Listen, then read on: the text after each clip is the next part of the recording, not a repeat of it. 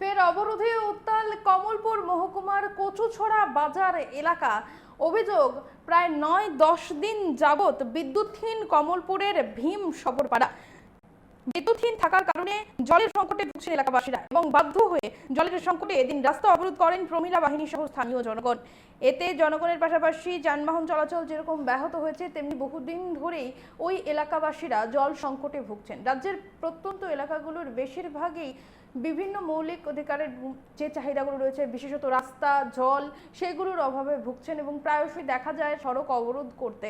এবং এরকমই একটি জলের দাবিতে আবারও একটি অবরোধ ঘটল কমলপুর মহকুমা কচুছড়া বাজার এলাকায়। অভিযোগ, এখানে প্রায় ৯-১০ দিন ধরে বিদ্যুৎহীন পড়ে রয়েছে ভীম সবরপাড়া এলাকাটি। তবে কোনো প্রকার কোনো সারাইয়ের হেলদোল দেখা যাচ্ছিল না, ফলে বাধ্য হয়ে তারা প্রমীলা বাহিনী সহ অবরোধে বসেন কচুছড়া বাজার এলাকায়।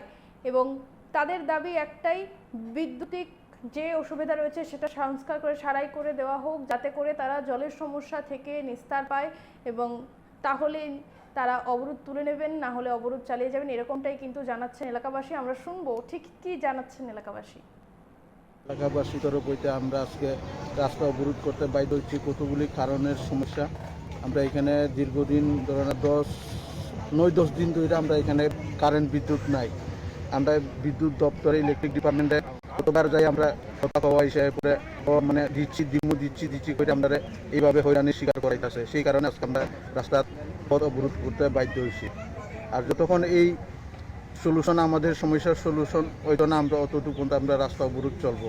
আমাদের যে বিদ্যুতের সমস্যা, বিদ্যুতের কারণে আমরা জল পাইতেছি না, এই সমস্যার সলিউশন যাতে ইলেকট্রিক ডিপার্টমেন্ট সঠিকভাবে আমরা বিদ্যুৎ পরিষেবা দেই, এরপরে আমরা যাতে পানীয় জল সঠিকভাবে পাই, এইসব পাইলে তারপরে আমাদের সমস্যার সমাধান হবে। এর আগে তো